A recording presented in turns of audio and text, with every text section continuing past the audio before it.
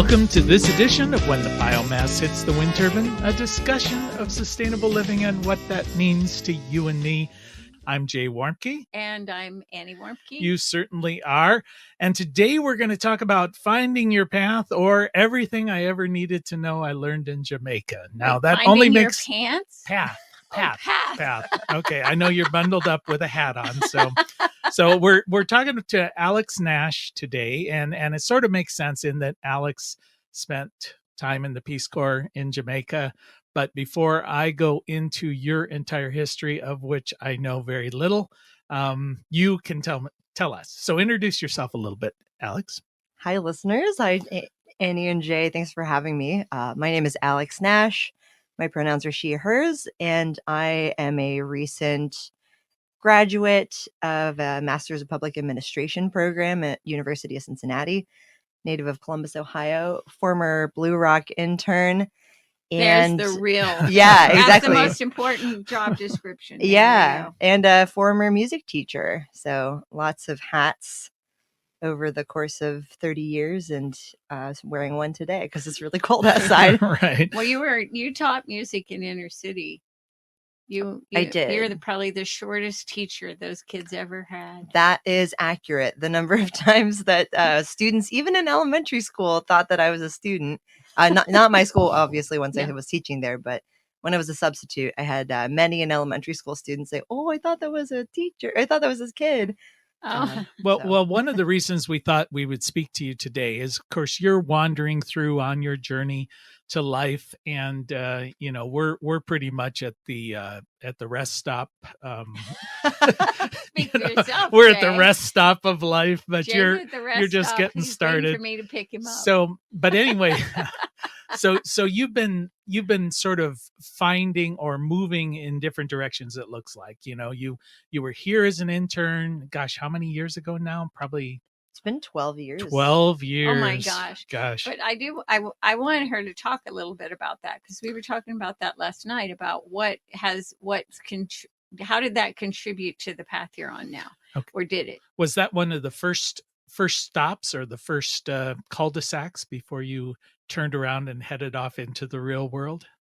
Yeah, I definitely think that Blue Rock was, I would say, maybe a rest stop along the way as I was finding my path. And perhaps while I was here, I got, some directions from you two at the rest stop of, okay, take a left at the subway and drive about 7 miles. And here we are. Yeah.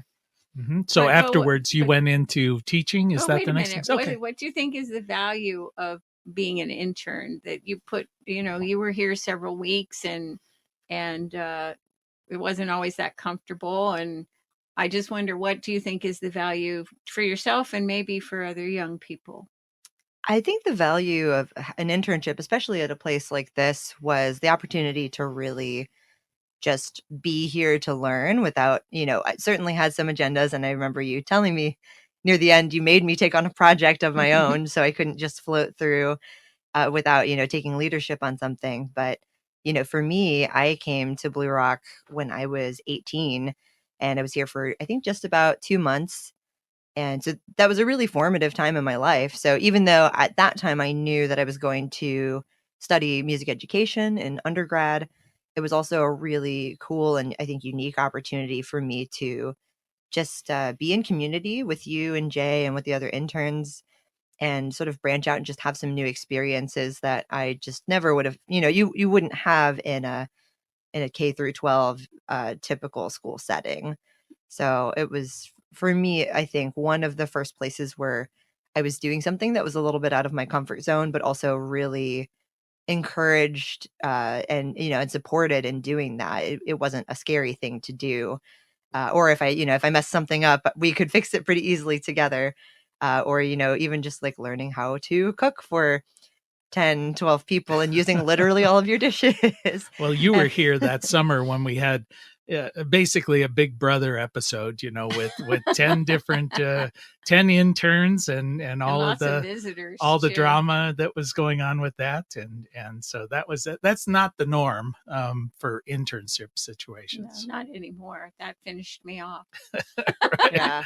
Never again. So to did you have learn a mine. bit about living in community there that you hadn't experienced before, or was that kind of a wasted, like summer camp or something? No, no, not at all. If anything, I think it's been really, like I said, it happened, I think, at a really formative time for me.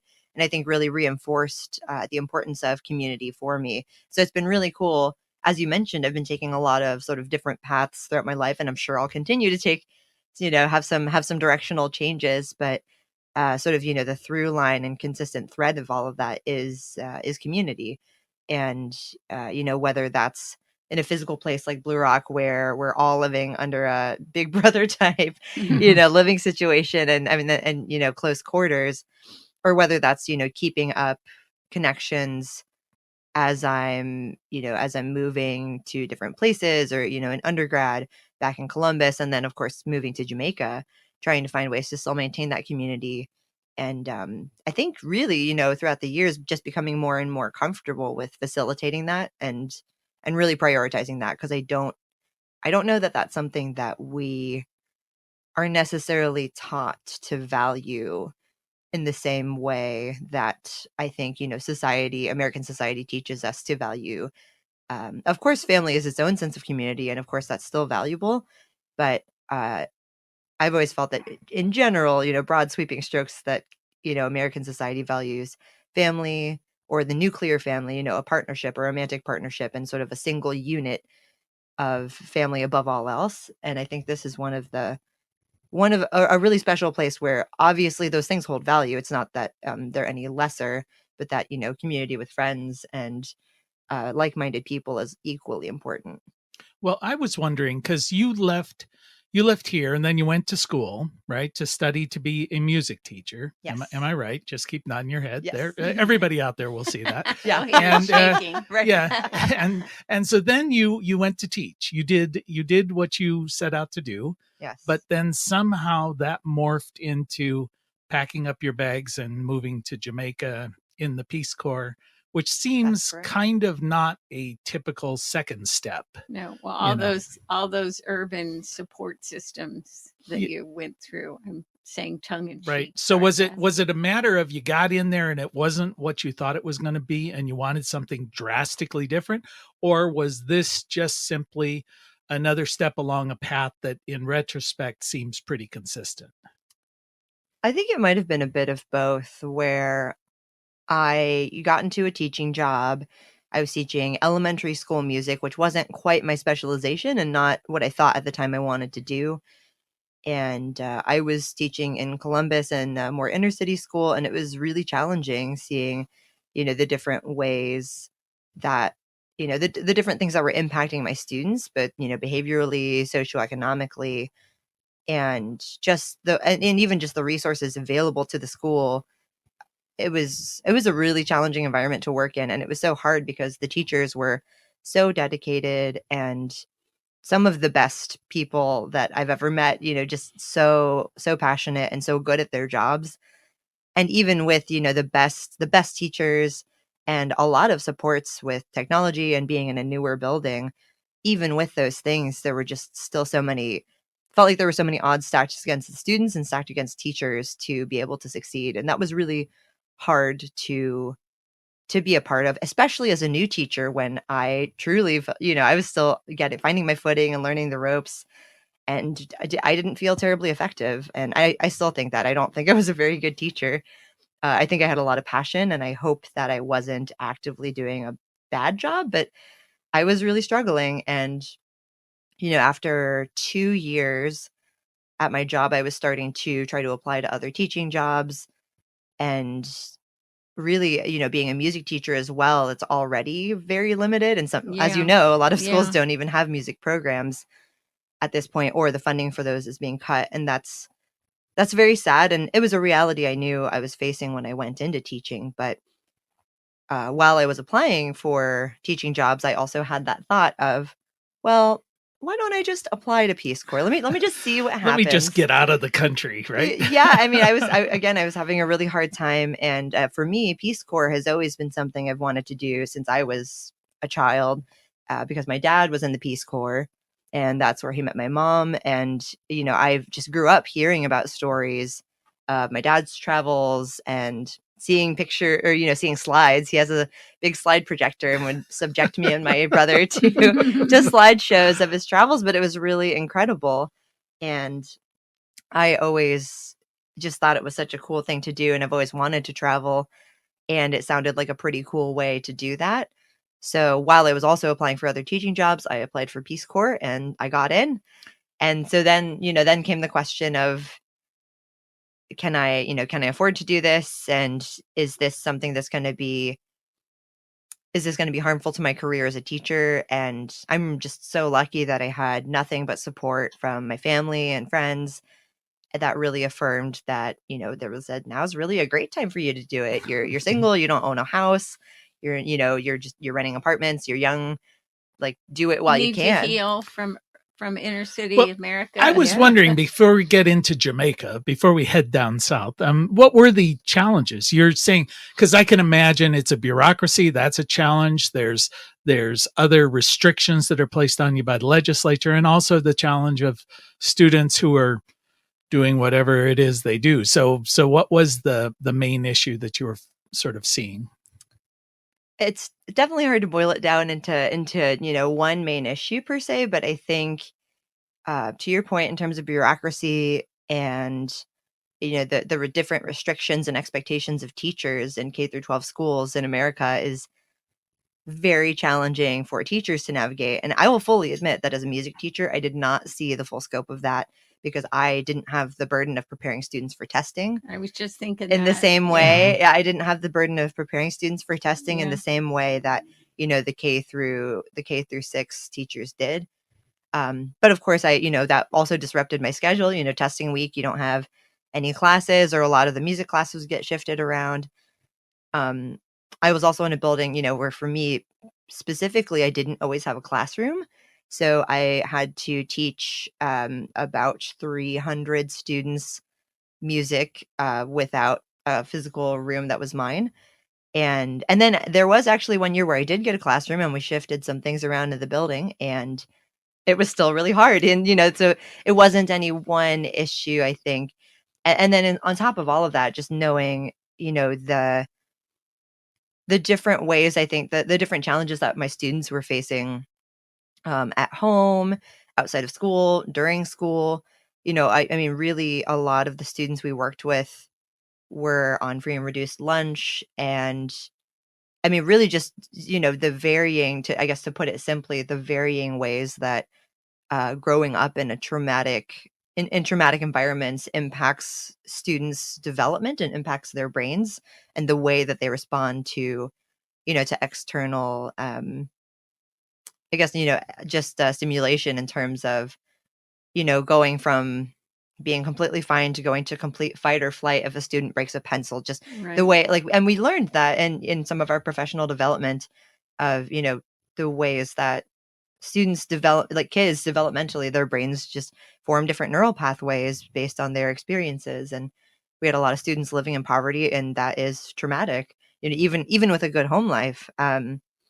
So I think, there were just a lot of behavior problems. And again, with, even with the best teachers and the best resources, it was just hard to navigate some of that. And of course I had a lot of great students too. So.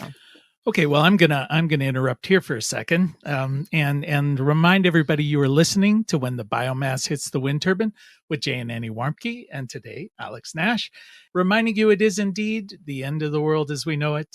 Thank God. Thank God. So it was the end of your career as a music teacher slash counselor. The thing that I see, because I have been in that building and visited there many times with another teacher that we do egg hatching with, and connecting with the kids. And it always occurred to me what a tough environment it is, because if you as yourself have not had some of the experiences that those children have had, either as a child or an adult, there's a clash of culture. Sure. And I could see that. And so I just always felt like, how as an adult would I be able to connect with these kids? Not meaning, because I was one of those kids. I didn't grow up in poverty, but I grew up being abused. And And I just kept thinking, well, kindness isn't enough because you're sending them home. And I don't see how you ever get it right. I don't think there's a winning at this. Well, And I that's know the I sense. would not win. I would come in as a child of privilege and go, hey, I'm here to teach, right? I'm not Yeah. here to try and solve all of the world's ills. Sit down, shut up, pay attention, and play your damn kazoo, So, Cussing. We're not allowed to do that. Okay, gosh. so We'll so bleep anyway, we'll bleep so that out with the kazoo no, sound. yeah. So you went off. You joined the Peace Corps, right? Mhm. Which now I'm getting interested. The whole music thing, I was like, I'm not interested in doing that. But as Fair your crooked path winds its way to down the way, so now what was your experience in Jamaica? Because that, first off, it seems like a weird place to me to have the Peace Corps. But also it seems like really a cool place to go, to be in the Peace Corps. So what was your experience? I mean, it's interesting, the different countries where Peace Corps sets up shop and is established. Peace Corps has actually been in Jamaica since the 60s, I believe. So it is a very interesting place to serve, and it's, of course, just a stunning place to live. I still think of it fondly and miss it all the time. And um, also, I mean, to your point, Annie, that actually ties in well, what you mentioned about some, cross-cultural differences in teaching. That was very much something I experienced as a, Filipino American working in a predominantly Black school. Moving to Peace Corps was a whole different aspect of cross-cultural navigation. And truly, I always tell people that Peace Corps is easily one of the best things I ever did for myself. And I was one of those people that sort of went into Peace Corps all bright-eyed and bushy-tailed, and I didn't necessarily have aspirations of changing the world. I certainly hoped I would help, but I knew it wasn't gonna be anything on a grand scale. And, throughout my Peace Corps process, I really did a lot. I had a lot of learning to do, and a lot of, or I guess I should say unlearning to do, perhaps, in terms of my role as an American and as an aid worker in a country that's not my own. And just really had a lot to unpack in terms of, how I might feel about international development and nonprofits as a field in that regard. And just, positionality of, well, what you said too, Jay, of like someone coming in with a lot of privilege Mhm. and coming into the space that's not mine, and with a job to do, but sort of just reckoning with what that meant for me as a volunteer. And So what was your job down there? What were you still teaching music, or was this something else? so my job in Jamaica was a primary literacy advisor, which essentially was just a reading teacher doing small group reading interventions at a primary school with grades pre-K through 6. So actually a really similar, age group, the exact same age group that I worked with in Columbus, but obviously a much smaller school, much more rural school, Mhm. about 20 minutes from the nearest town and about a 20-minute walk to school uphill both ways. And then not, a little ups and downs. But my community was so lovely and really warm and welcoming, and my teachers at my school were extremely supportive and, really thankful. And the sense of community there was so strong. And I didn't teach music, but they did have a music club, so I would sometimes just sort of support the teacher that was already doing musical activities of, the dance. Like, there was a dance team, and doing some dub poetry. So I was sort of on the sidelines in that regard in terms of music. I think we maybe did one or two sort of lessons Mhm. incorporated with things, but mostly there to teach reading. Now, when you go into the Peace Corps, do you have a set period of time that you're going to be in it, and you did your year or your 2 years or whatever, and then they boot you on out, or can you re-up, and if you can, why didn't you, and that kind of thing? Because the whole point of this discussion was following a path of Yes. someone your age. I mean, in the world that we're involved in today, and just wondering, okay, you went from there to there. Well, why'd you go to the next step? So part of the reason that Peace Corps does have a natural end when you sign up for service, it's always a 2-year agreement. Although there are some positions that are only 1 year. My case for service was that I was to be there for 2 years, and it was always supposed to end at the end of 2 years. So I was one of thousands of volunteers. I don't remember the number off the top of my head, but I was part of the global evacuation of Peace Corps, of evacuating all volunteers for COVID Oh, in March of 2020. And But you were coming up towards the end. Exactly. But still getting yanked out. yeah, I know we without a had- goodbye. we had another intern who had like just started in Peace Corps in Madagascar, there a and then year, and they and like, boom, you're out of here. just starting to get things coming together with Yeah. people and stuff. And then they had a dog. oh gosh, yeah. That would have been very disruptive, though. I mean, not just for you, but globally. Yeah, and that so I think I consider myself very fortunate that I was already coming up at the end of my 2 years, and Mhm.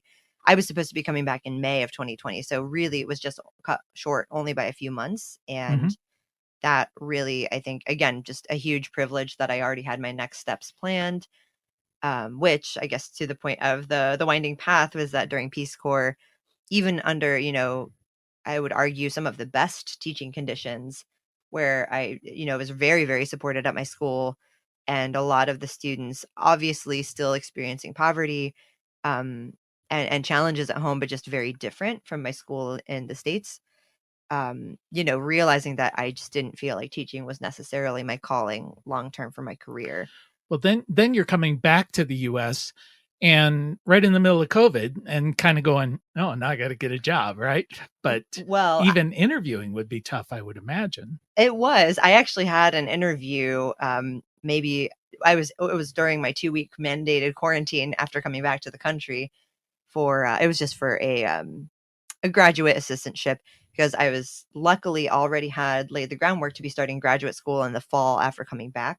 Oh, okay. So again, I was really lucky where, from the evacuation, I already had a plan lined up. So I just had a couple more months of unstructured time than was intended.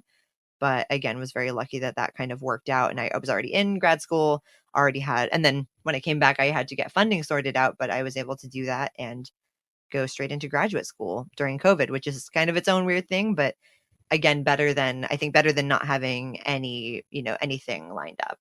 Okay. And then from graduate school, did you go into the job you're in But now? I want to say before you say that is Okay. that it's that one of the things, at least for myself, that I experienced living overseas and also going away a lot to other countries is I found it hard to come back.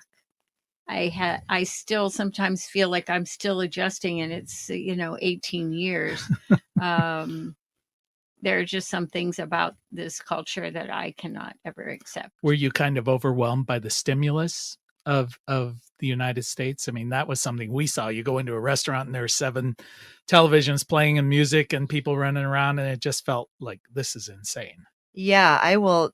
It was really hard to come back, and even though I always intended to come back and knew that I was going to be coming back, yes, the adjustment after living abroad and then coming back to live in the States, even though I'm from here and grew up here, was quite the adjustment. And I think to add COVID on top of that was really hard. So in some ways, I think during the height of quarantine and, a lot of being home, being a bit isolated, Peace Corps volunteers across the country were like, Really? we prepared for this for Yeah. 2 years. We are so Yeah. good at spending time on our own and taking Yeah. it easy and filling our time. But I will say, especially going straight into a graduate program I feel like I'm still finding my balance even after graduating. It was just the pace at which you're expected to do things and just move through the world. And I think that really the productivity and the grind culture of America is very, very hard for me, and I think in general, but especially after 2 years of sort of island time and just a slower pace of life that I found really I really enjoyed personally, and I think felt very much more natural to me. I think it's interesting because I've been reading a lot about thriving and the whole concept when you look at other cultures, some specific cultures like Denmark. And so it isn't really a slower culture, it is a shifted values culture. So the work is only there so it sustains your ability to go ride your bike and read to your kids and get exercise and learn, and all these other things that are so enriching in life and contribute to health. And the work is important, and they work hard, and that's it. So it's not really slower; it's a redirected importance, I think. Okay, so now that you're like in your, let's say, your postgraduate work environment, are you kind of looking back at this process? Because there's what we've walked through is maybe a 12-year pathway from internship to finishing college to going into a job to going, oh my God, get me out of here, to going to Jamaica, to coming back, to COVID, to another graduate school, and then a job. I think a lot of people think that there's a steady progression of things that you're going to do as you go through life. It doesn't sound like this was something that you would have planned out ahead of time, but do you feel like it was logical when you look back at it? Absolutely. I think that, even if some of the jumps don't necessarily make sense, one thing that I found really valuable in my graduate program and hopefully in my future work with, either with policy or nonprofits and working towards, social equity is the ways that my different experiences have all accumulated to lead up to this point, and I think really informed the way I view the world and also the way that I can understand systems. And to our conversation last night, just the way that so many of our systems are so broken is, and having experience as a teacher and as a Peace Corps volunteer and being in these different environments and actually seeing firsthand the way that a lot of systemic inequity presents itself in the world and how that's contributing to I mean, truly, I think any social issue, it's in everything, right? And it's all connected. And that was really my big takeaway from grad school and studying public administration through a social justice lens. So even though my path might be maybe less traditional, I think it's very much makes a lot of sense. And I always encourage folks, if they're on a winding path, to just stick with it. Before Jay cuts us off, I have one more question really quickly, and that's to say, what's one thing that you have faith in going forward at this point? This might not be a popular opinion, but I do have faith in people. I think, and I think in people and connections and community, and maybe not every person, maybe not the top 1%. I don't think I have faith in them, but I really just seeing the way that people are connecting today and continue to connect during COVID and are building community and really building movements, I think gives me a lot of hope and faith for the future. Okie doke. Well, you have been listening to When the Biomass Hits the Wind Turbine with Jay and Annie Warmke, along with our optimistic Alex Nash. Way to go. We want to thank our ever obstinate and optimistic Emmy Award-winning producer, Adam Rich. Thank you for spending just a little bit of time with us. And as your grandmother hopefully told you, the secret to a happy and sustainable life is play nice with others, clean up your own mess, and have faith in each other. And join the Peace Corp. Till next time. Bye-bye.